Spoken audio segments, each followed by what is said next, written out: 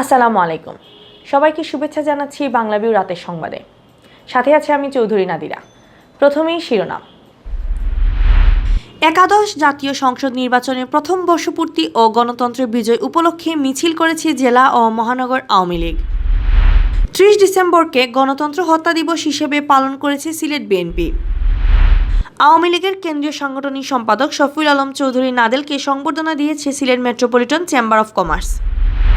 সুনামগঞ্জে বিজ্ঞান ও প্রযুক্তি বিশ্ববিদ্যালয় স্থাপন প্রকল্প মন্ত্রিসভার বৈঠকে অনুমোদন। শাহজালাল বিজ্ঞান ও প্রযুক্তি বিশ্ববিদ্যালয়ের তৃতীয় সমাবর্তনে স্বর্ণপদক দেওয়া হবে ২০ জন শিক্ষার্থীকে। এতক্ষণ শুনছিলেন শিরোনাম, এখন পুরো খবর।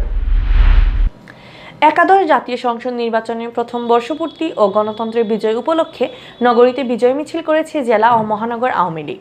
সোমবার বিকেল ৩টায় সিলেট জেলা পরিষদ প্রাঙ্গণ থেকে মিছিলটি বের হয়ে সিলেট কেন্দ্রীয় শহীদ মিনারে গিয়ে শেষ হয়। পরে শহীদ মিনারে সমাবেশ অনুষ্ঠিত হয়।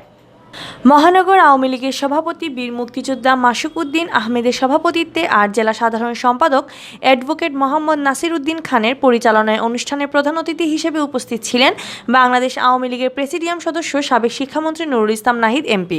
বিশেষ অতিথি হিসেবে উপস্থিত ছিলেন বাংলাদেশ আওয়ামী লীগের কেন্দ্রীয় সাংগঠনিক সম্পাদক শফিউল আলম চৌধুরী নাদেল, সাবেক সাংগঠনিক সম্পাদক অ্যাডভোকেট মিসবাউদ্দিন সিরাজ, কেন্দ্রীয় সদস্য বদরুদ্দিন আহমদ কামরান, মহানগর আওয়ামী লীগের সাধারণ সম্পাদক অধ্যাপক জাকির হোসেন, জেলা আওয়ামী লীগের সাবেক সাধারণ সম্পাদক শফিকুর রহমান চৌধুরী। ৩০ ডিসেম্বরকে গণতন্ত্র হত্যা দিবস হিসেবে পালন করেছে সিলেট বিএনপি। এ উপলক্ষে সোমবার দুপুর ১২টায় সিলেট রেজিস্ট্রারি মাঠে সমাবেশ করেছে সিলেট জেলা ও মহানগর বিএনপি। ৩০ ডিসেম্বরকে দেশের গণতান্ত্রিক রাজনীতির ইতিহাসের কলঙ্কময় দিন হিসেবেও আখ্যায়িত করেছে বক্তারা। বক্তারা বলেন, গত বছরের এই দিনে নির্বাচনের নামে জাতিকে ধোঁকা দেওয়া হয়েছিল। মানুষের ভোটাধিকার হরণের এমন নজির বিশ্ববাসী কখনো দেখেনি। সরকার এই দিনে দেশের বিপন্ন গণতন্ত্রের কফিনে শেষ পেরেক ঠুকে দিয়েছিল। মহানগর বিএনপির ভারপ্রাপ্ত সাধারণ সম্পাদক অ্যাডভোকেট শামীম সিদ্দিকীর পরিচালনায় সমাবেশে উপস্থিত ছিলেন সিলেট মহানগর বিএনপির সিনিয়র সহসভাপতি আব্দুল কাইয়ুম জালালী পঙ্খী, সিলেট জেলা বিএনপির সাবেক সাধারণ সম্পাদক আলী আহমদ, বিএনপি নেতা অ্যাডভোকেট হাবিবুর রহমান হাবিব, আব্দুল কাইয়ুম চৌধুরী, হুমায়ুন কবির শাহিন, আব্দুল মান্নান, ফরহাদ চৌধুরী শামীম, অধ্যাপিকা সামিয়া বেগম চৌধুরী। সমাবেশে বক্তারা আরও বলেন, সরকার ষড়যন্ত্রমূলক মামলায় প্রহসনের রায় দিয়ে খালেদা জিয়াকে কারান্তরীণ করে রেখেছে। আর ক্ষমতা টিকিয়ে রাখতে নির্বাচনের নামে নাটক সাজিয়ে সরকার জনগণকে ধোঁকা দিয়েছে। ধোঁকাবাজ এই সরকারকে দেশবাসী আর ক্ষমতায় দেখতে চায় না। গণ আন্দোলনের মাধ্যমে এই সরকারের পতন ঘটিয়ে খালেদা জিয়াকে মুক্ত করতে হবে।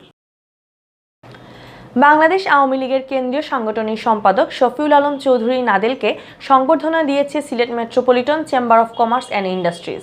রবিবার রাতে চেম্বারের হলরুমে এই সংবর্ধনা দেওয়া হয়। নাদেল এই চেম্বারের সিনিয়র সহ সভাপতির দায়িত্ব পালন করছেন। সংবর্ধনার জবাবে শফিউল আলম চৌধুরী নাদেল বলেছেন, আওয়ামী লীগ সভানেত্রী তাকে যে দায়িত্ব দিয়েছেন নিজের জীবন দিয়ে হলেও সেই দায়িত্ব পালন করে যাবেন। কাজ দিয়ে তিনি প্রধানমন্ত্রীর আস্থার প্রতিদান দিতে চান। সুষ্ঠুভাবে দায়িত্ব পালনের জন্য তিনি সবার সহযোগিতা কামনা করেন। মেট্রোপলিটন চেম্বারের সহসভাপতি মৌলানা খায়রুল হোসেনের সভাপতিত্বে আর চেম্বারের সচিব মোহাম্মদ জাহাঙ্গীর হোসেনের পরিচালনায় সংবর্ধনা অনুষ্ঠানে বক্তব্য রাখেন সিলেট জেলা প্রেস ক্লাবের সাবেক সভাপতি আল আজাদ, চেম্বারের সাবেক সভাপতি হাসিন আহমদ, সিলেট চেম্বারের সভাপতি আবু তাহের মোহাম্মদ শুয়েব, উইমেন চেম্বারের সভাপতি স্বর্ণলতা রায়, মেট্রো চেম্বারের প্রথম সভাপতি মোহাম্মদ আব্দুল জব্বার জলিল, হুরায়রা ইফতার হোসেন। সুনামগঞ্জে বিজ্ঞান ও প্রযুক্তি বিশ্ববিদ্যালয় স্থাপন প্রকল্প মন্ত্রিসভার বৈঠকে অনুমোদন লাভ করেছে।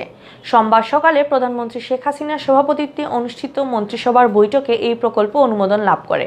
পরিকল্পনা মন্ত্রী এম.এ. মান্নানের প্রচেষ্টায় সুনামগঞ্জে এই বিশ্ববিদ্যালয় স্থাপন হতে যাচ্ছে।